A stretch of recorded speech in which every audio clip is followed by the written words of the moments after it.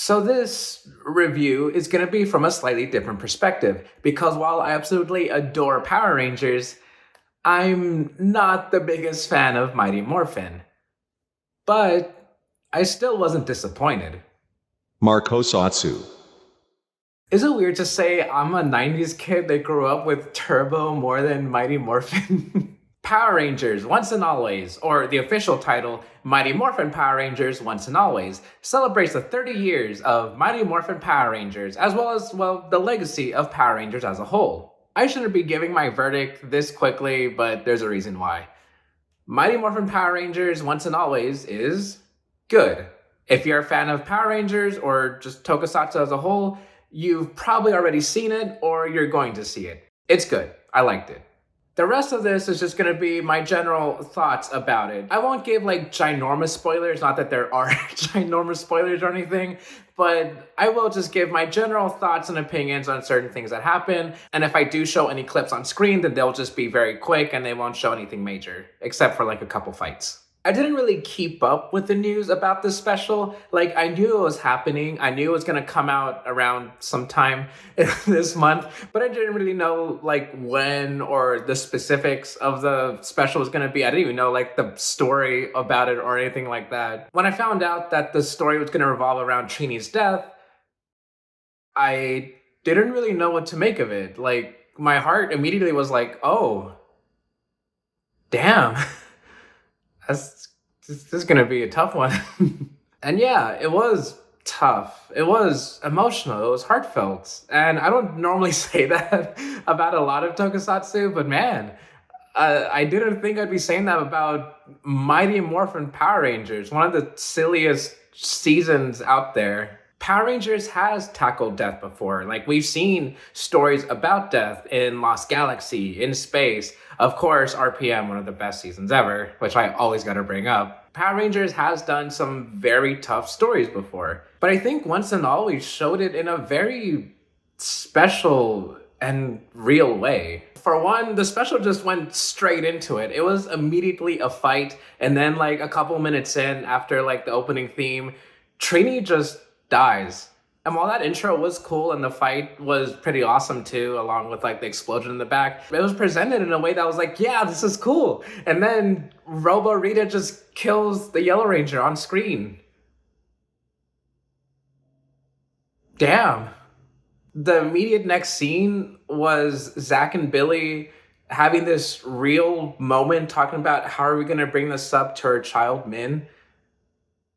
What I also wasn't expecting was a whole year time jump. I thought everything was going to happen in a span of a couple of days. And that is one thing I've seen some reviews say, or at least some people say on Twitter and Reddit and all that, about how some of the pacing felt weird. But to me, I thought the pacing was actually pretty good. Aside from how fast the intro was, everything else felt like it was going as it needed to. There were several scenes that were serious. There were scenes that had moments to breathe, and there were some very serious moments, heartfelt moments that I felt like they had all the time they needed. And of course, there were fights sprinkled in between all those serious scenes and the exposition talk, but I felt like it was going at the pace it needed to, especially for Power Rangers when you do need to show those fights. And that's actually a big positive I can say about the special, is that it actually shows a lot. It also tells you some exposition. It has some pretty good name dropping Easter eggs, but it does show you, it shows you, the viewer that you're watching, that there are some things going on within this time skip. Min was training. I thought it was shown and explained very, very well, explained what it needed to. Plus also explaining why 3 Rangers got caught pretty quickly after being turned into the Lightning Collection figures, quote unquote, that you can buy now at your Walmart. And that's why we got Rocky and Kat as the red and pink Rangers. I thought that was in line for Power Rangers. I know IGN said, and the reason why Jason, Tommy, and Kimberly aren't in this special is silly, even for Power Ranger standards. The reason the writers came up for their absence is it's just silly. It's just silly. Even for Power Rangers. Rita took over Tommy with a candle.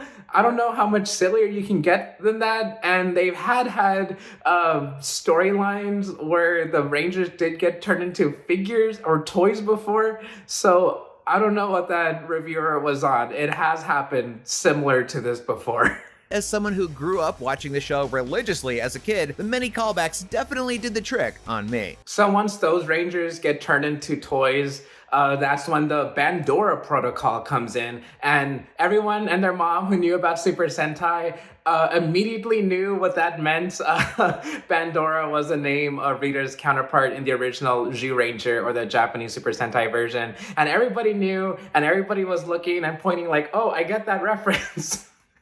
But aside from that, there was other Easter eggs, like they were showing other like cities that were in the Power Rangers universe. I thought that was cool. And after that, action scene, exposition, action scene, and I would not have it any other way. And most of the story did revolve around Zack, Billy, and Min. Of course, Rocky and Kat were there, along with a couple other cameos, but for the most part, it was Zack and Billy's story along with Min's. And while I personally would have liked a more balanced focus, I really did like the story for Zack and Billy. The actors just came back and they just slipped right back into the characters. It was almost like the characters grew up alongside us, and it was so great just to see them on screen again, especially David Yost. I feel for him, and he was absolutely fantastic. Well, probably the best part of the whole special. Zack, of course, was great too. I can't really say much more than that. He was just really good. But Min's character, I absolutely loved. I think she felt like one of the most real characters in Power Rangers. She had this kind of like revenge story for, well, of course, her mom dying. And they even brought up how Zordon was like, the true monsters are us if we go after revenge. My mentor told me that only monsters seek revenge. That's what Robo Rita's doing now. And I thought that was a really good line. I thought that was a really good story, especially for what they were trying to tell here. And I guess if there is one little spoiler, they were trying to build up like, oh, Zordon, I hope Zordon comes back. I'm trying to reach out for Zordon. I hope Zordon is going to make a cameo here. But if I'm being honest, I'm kind of glad they didn't have a Zordon cameo, like not even as like a flashback or anything. I'm actually really glad that he was only brought up as like a father figure, and that he was their mentor, and that who taught them this, but he's no longer here. And I thought that was actually a really good storyline for Zack and Billy. So yeah, I'm kind of glad Zordon wasn't actually shown on screen or anything like that. And while I can ramble on about how good I thought the story was, how good the character arcs were, I can also ramble on about how good the action was. Oh my gosh, it is so Power Rangers. Like, it's not even Super Sentai. Like, Power Rangers just has this own distinct way it shows fight scenes. And I saw that over and over. It was just like cut back and forth when they were trying to talk. And it was just like this really cheesy way to show it. But the fights themselves, like the actual on like one-on-one fighting that you can actually see on screen, I thought that was really good. I absolutely loved how they shot the fight scenes in this. Oh, but I did bring up cheesy, huh? Yeah, so this is actually a point I wanted to bring up, especially in this video. To the surprise of absolutely nobody, IGN said something weird. Or did they?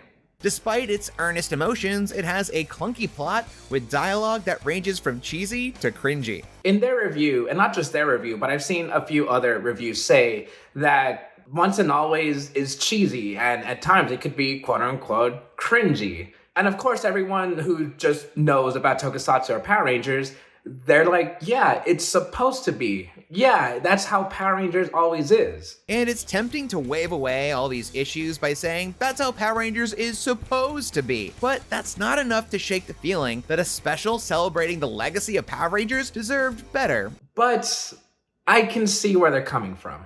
From an outsider's perspective, or someone who only casually knows about Power Rangers, or who only grew up watching Power Rangers and didn't keep up with it, yeah, this special is going to be cheesy. It is going to be a little 90s or too 90s that didn't grow up and is a little cringy. And I think that can be legitimate criticism. To you and I, yeah, we know it's supposed to be like that. But to something that's supposed to appeal to a wider audience, it doesn't always appeal to a wider audience. And that's where I say, this probably isn't going to appeal to a wider audience. It's probably not supposed to. It's probably just for those who only know about Mighty Morphin and that absolutely loved it and grew up with it. And that's it. And you know what? It was good. for what it was, I thought it was good. It was great. The cheesiness and corniness to it, it's still there. I wish the dialogue wasn't as corny or the CGI be a little better. Yeah, of course. But for what it is, I do like what it is. I think we shouldn't write off Tokusatsu just because that's how it's supposed to be.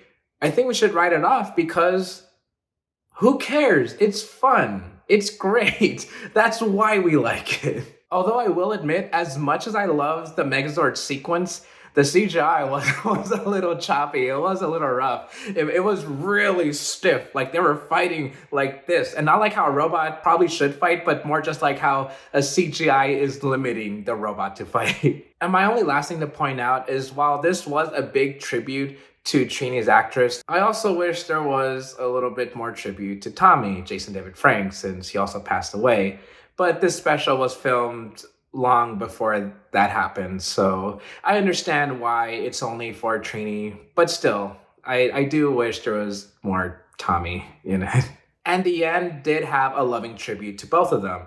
I would be lying if I said that I didn't feel like tearing up, because while I'm not a Mighty Morphin guy, I still understand the legacy they left behind, especially both of them. And man, like I said earlier, it was tough. It was hard hitting. It was emotional.